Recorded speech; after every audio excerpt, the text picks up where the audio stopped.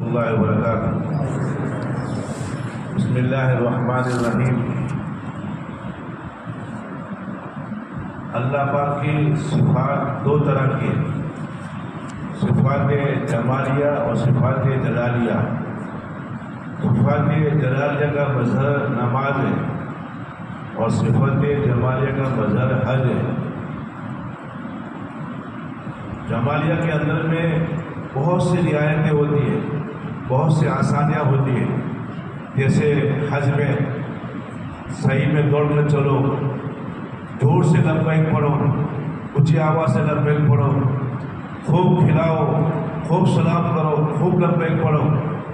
اس کے برعکس نماز میں خاموش رہو، زیادہ مت دوڑو، مت بھاگو، مت خاصو مت۔ تو اللہ کی صفات جلالیہ کا مظہر نماز ہے، اللہ کی صفت جمالیہ کا مظہر حج ہے۔ حج عام طور پر لوگ یہ سمجھتے ہیں کہ یہ جانے والوں کا مسئلہ ہے، جانے والے کا مسئلہ نہیں ہے، علاقے والوں کا مسئلہ ہے۔ اگر جانے والے ایک وفد ہے، ڈیلیگیشن ہے، اگر ڈیلیگیشن اچھا ہے تو اس عالمی کانفرنس میں اچھے اچھے فیصلے کروائیں گے، اور جانے والا کمزور ہے تو بغیر فیصلے کے اچھے فیصلوں کے ناکام آتے ہیں۔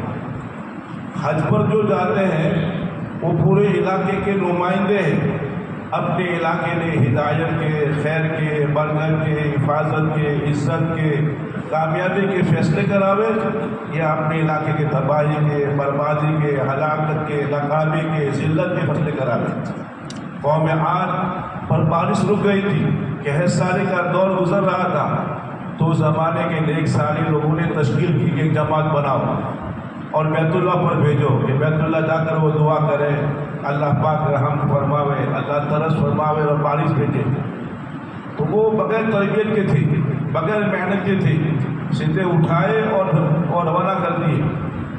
تو وہ جب وہ چلے بیت اللہ پر دعا کی نیت سے، لیکن راستے میں ایسے اب حالات آئے کہ ان کی طبیعتیں بدل گئی، طبیعتیں مچل گئی، سوچ بدل گئی، خرافات میں کھو گئے، اور جہاں پر لوگ ناچ رہے تھے، گا رہے تھے اور خوشحال علاقہ تھا، اس میں اپنے مقصد کو بھول گئے۔ اس میں گانے والے نے گانا گاتے گاتے کہا کہ اس ظالم، اس غلام کی کیا سزا ہو جس کو اس کے آقا نے کسی کام سے بھیجا ہو، اس طرح کو آسان پڑے۔ تو یاد آئے، ارے ہم تو کس کام کے لیے نکلے ہیں، چلو اپنے مقصد کے لیے بیت اللہ پر گئے کہ زندگی بگڑی ہوئی تھی، اخلاق بگڑے ہوئے تھے، اللہ سے تعلق ٹوٹا ہوا تھا، تو ان کے وہاں طواف کیا، دعائیں کی، ہاتھ اٹھائے تو آسمان سے 3 بادل ظاہر ہوئے، ایک بادل سفید، ایک سرخ اور ایک کالا۔ مشورہ کیا کہ کون سا بادل کا فیصلہ کراوے، کہ سفید میں کچھ ہوتا نہیں، سرخ میں آندھی طوفان ہوتے ہیں اور کالے میں بارش ہوتی ہے۔ انہوں نے فیصلہ کیا تو اس کالے بادل میں اللہ نے ہوا بھیجی اور اتنا سخت طوفان آیا کہ 7 راتیں اور 8 دن تک سخت ہوائیں چلتی رہی۔ قوم عاد جس کا قد 60 فٹ لمبا تھا، کھجور کے درخت کی طرح زمین پر پڑے ہوئے تھے، ایک دوسرے سے سر ٹکرا رہے تھے، ایک دوسرے سے اپنے پہاڑوں سے سر ٹکرا رہے تھے، اور پوری قوم تباہ برباد ہوئی اس بیت اللہ پر جانے والی جماعت کی دعا کی وجہ سے۔ تو یہ اصول ملا کہ یہ حج میں جانے والوں کا مسئلہ جانے والوں کا ہے، اس سے زیادہ اہم مسئلہ ہے علاقے والوں کا، کہ ہمارے علاقوں سے اچھے لوگ جائیں گے، بن کر جائیں گے، اچھے ارادوں سے جائیں گے، اچھے جذبات سے جائیں گے، اور وہاں جا کر دعا کریں گے، توبہ اللہ کریں گے، علاقے والوں کے لیے، ملک والوں کی دعائیں کریں گے۔ ایک خط صحیح ہو جاوے تو سارے عالم کے حالات صحیح ہو جاوے، ایک خط صحیح ہو جاوے ساری دنیا میں ہدایت کی ہوائیں چل پڑے، ہدایت کے دروازے کھل جاوے۔ حضور پاک صلی اللہ علیہ وسلم حاجی کیسا ہو، وہ آپ صلی اللہ علیہ وسلم نے 22 سال تک سمجھایا اور محنت کی۔ حج کیسا ہو، چند دنوں میں سمجھا دیا۔ مدینے سے مکے کے سفر میں جو پیدل سفر تھے، جہاں پڑاؤ ہوتا تھا، تو اس وقت میں ان کے ارکان اور اس کے مناسک کو تعلیم دی جاتی تھی کہ حاجی کیسا ہو، اس کا تعلق اللہ سے کیسا ہو، اس کے اخلاق کیسے ہو، اس کی معاشرت کیسے ہو، اس کی زندگیاں کیسے ہو۔ حضور پاک صلی اللہ علیہ وسلم نے 23 سال محنت کی تھی۔ تو یہ دو چیزیں ہمیں ہماری آپ کی رہبری کر رہی ہے کہ ہمارے علاقے سے جو ایک پہلی محنت حاجیوں پر یہ ہے کہ جن پر حج فرض ہے اس کو ترغیب دی جاوے۔ فضائل یہ اب حج کی تعلیم شروع کی جاوے، شعبان میں فضائل رمضان شروع کر دیا جاوے، اور جب حج کے فورم بھرے جاتے ہیں اس میں وقفے سے فضائل حج کی تعلیم کی جاوے، اور سوال میں اس کا خوب اہتمام ہو کہ حاجی بیت اللہ پر جانے والے لوگ تیار کریں۔ ایک تشکیل ہو گئی تو دوسرا مرحلہ ہے کہ جن کے کوٹا جن کا حج پورا میں آ گیا یا جنہوں نے ٹور کے اندر میں اپنا نام لکھوا دیا، ان کی جماعتیں بناؤ، اور جماعت بننے سے پہلے اپنی مسجد و جماعت میں ان کی ملاقات کرو، ان کی تعلیم کا انتظام کرو۔ بعض مرتبہ حلقے کے اعتبار سے، بعض مرتبہ مسجد کے اعتبار سے ہم ہر آدمی بیت اللہ جا نہیں سکتا، لیکن اپنی محنت کو، اپنی دعاؤں کو بیت اللہ پر بھیج سکتا ہے۔ ایسے ہمارے ہندوستان میں کتنے لوگ ہیں جن کو حج کرنے کی سکت نہیں تھی، حج کرنے کی ان کے پاس میں گنجائش نہیں تھی، لیکن انہوں نے حاجیوں پر محنت کی، اللہ نے اس کی برکت سے چند سالوں کے بعد میں اللہ نے ان کو اپنے گھر پر بلایا۔ ایسے کولی کام کرنے والے، موچی جوتے کاٹنے والے ایسے لوگوں نے بھی حج کیا ہے، جنہوں نے حاجیوں پر محنت کی ہے۔ اللہ کی غیرت گوارا نہیں کرے گی کہ میرے گھر پر آنے والوں کے حج صحیح کرنے کی جو محنت کرے گا، اللہ پاک محنت کرنے والوں کو اللہ پاک ضرور قبول فرمائیں گے۔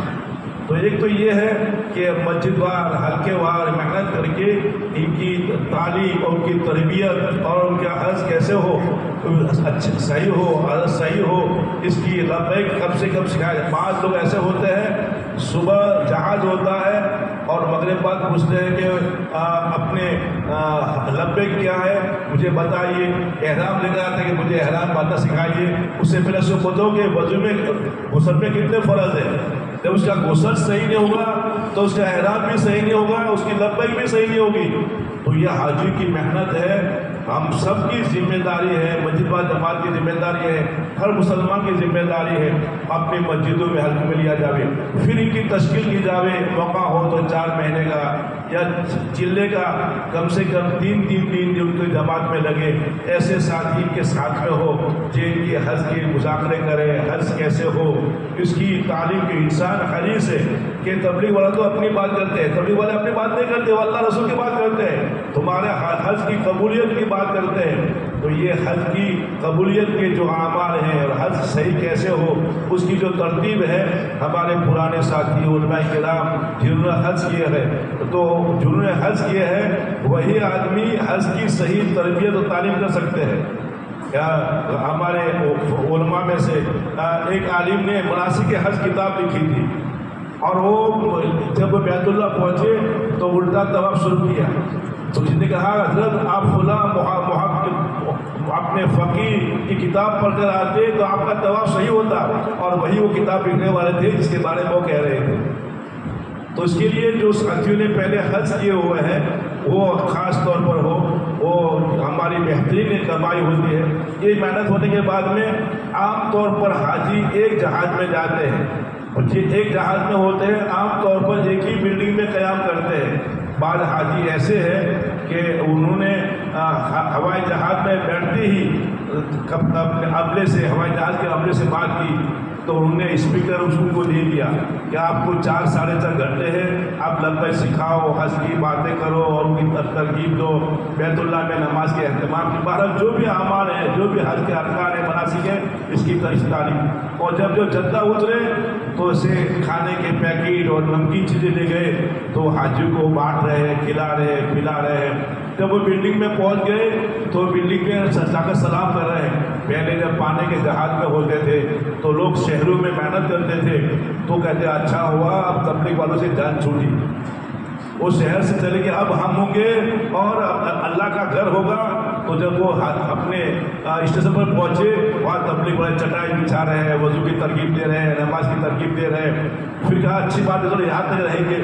پھر وہ ٹرین میں آئے تو ٹرین میں چائے پلا رہے ہیں، پانی پلا رہے ہیں، ہر جنکشن اسٹیشن پر آ کر ان کو دعوت دے رہے ہیں نماز کی تشکیل کریں. پھر کہا چلو بامبے کا کوئی نہیں آئے گا، بامبے تو ہم ہی ہمیں. جب وہ بامبے پہنچے تو بامبے سینٹرل پر وی پر ان کے استقبال کے لیے لوگ تیار ہیں. اور پھر جب حج ہاؤس میں پہنچ گئے تو وہاں ملاقات کر رہے ہیں، دعوت دے رہے ہیں. ارے بھائی نماز کے بعد تشریف رکھنا، لبیک سکھا رہے ہیں اور حج کے ارکان سکھا رہے ہیں. پھر چلو ٹھیک ہے، بھگت تو تبلیغ والے سر پڑے ہیں تو کیا کرنا پڑے گا، سننا ہی پڑے گا. پانی کے جہاز میں تو انشاءاللہ کوئی نہیں آئے گا. تو پانی کے جہاز میں ہم سے پہلے تبلیغ والے پہنچ گئے.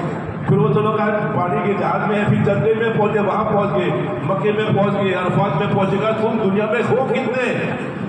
ہمارے تو اللہ نے ایسا کام چلا دیا ہے، اگر صحیح محنت ہو جائے. بعض ہمارے ہندوستان کے صوبوں کے حضرات نے باقاعدہ جن ساتھیوں نے حج کیے ہیں ان کو مشورے سے طے کرتے ہیں کہ ذمہ دار ساتھی جاوے اور وہاں جہاں جا کر جن انداز سے وہ حج میں جو جانے والے ہیں تو پوچھتے کہ بھی اس تاریخ کو جو ہوائی جہاز ہے اس میں 4 مہینے لیے ہوئے کتنے ہیں، ان کا جوڑ صوبے کے اعتبار سے کرتے ہیں. آپ کو اس تاریخ میں جائیں گے، وہ جہاز میں آپ رہیں گے تو آپ 4 مہینے دیے ہوئے ہیں، آپ کو اس انداز سے محنت کرنی. تو پوری ترتیب محنت کی ان کو بتائی جاتی ہے. پھر اس پر مزید ان سارے ہوائی جہازوں کے مجموعی طور پر ان کا دیکھ بھال کے لیے، ان کی رہبری کے لیے، ان کے آگے کی ہمت افزائی کے لیے ایک جماعت بنتی ہے. تو کام کرنا چاہیں گے تو بہت میدان ہے، بہت میدان ہے. عام طور پر ہمارے مسجدوں کے ساتھی عمرہ میں جاتے ہیں، حج میں جاتے ہیں اور ہمیں پتہ بھی نہیں چلتا کہ کب گئے تو کب آئے تھے. تو ہم ان کی باقاعدہ کھانا کھلاوے. اچھا حج تو وہ ہے جس میں نرم بات ہو اور کھانا کھلاوے. تو یہ حاجی کے لیے بھی ہے اور حاجی کو استقبال کرنے والوں کے لیے بھی ذمہ داری ہے. تو انشاءاللہ اگر ان کا حج صحیح ہو گیا، ان پر محنت ہو گئی تو حج میں آنے کے بعد میں ہمارے ہاتھ پیر بنیں گے، ہماری مسجد و جماعت کے ساتھی بنیں گے. تو جن صوبوں میں ماشاءاللہ کام ہو رہا ہے تو وہ بہت اچھے نتائج ہیں. جن صوبوں میں کام اچھا ہوتا ہے ان کے صوبے کی میرا داتا بہت بڑی درگاہ ہے. پورے ہندوستان کے لوگ میرا داتا درگاہ میں جاتے ہیں. اس کا سجادہ نشین ہو گیا، اپنی بلڈنگ اور اپنا پتہ کارڈ مار، تو تبلیغ والے نے اس کو پکڑ لیا، اپنے کیمرہ پر لے گئے، اس کو کھلایا پلایا اور اس کی اپنی ٹیکسی کر کے اس کو پہنچایا. تو کہا مانو نہ مانو تم تبلیغ والے ہو، تبلیغ والوں کے علاوہ ایسا کوئی کام نہیں کر سکتا جو اللہ کے لیے کام کرتا. اس نے کہا میری درگاہ سے قریب سے تبلیغ والوں کو گزرنے کی ہمت نہیں ہے، کہ تمہارے اخلاق اور تمہاری صفات دیکھ کر تم جب بھی چاہو آ جانا، میری درگاہ میں تمہارا بیان ہوگا اور تمہارا استقبال کریں گے. تو ایسے ایسے لوگ ملتے ہیں، دنیا کے لوگ ملتے ہیں، اپنے ملک کے لوگ ملتے ہیں. تو حج کی لائن کی بڑی محنت ہے اور بہت اہم محنت ہے. اس کے لیے کوئی ساتھیوں کے ذہن میں کوئی اور بات ہو، اس نے کوئی اچھی محنت کی ہو تو وہ بتا دے تاکہ دوسرے ہمارے ضلع والوں کو رہبری ہو جائے. اور کوئی بات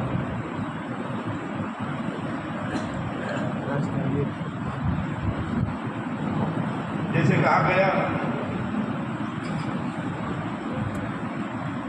قومی جوڑ تو ہوتے ہیں ماشاءاللہ 4 مہینے.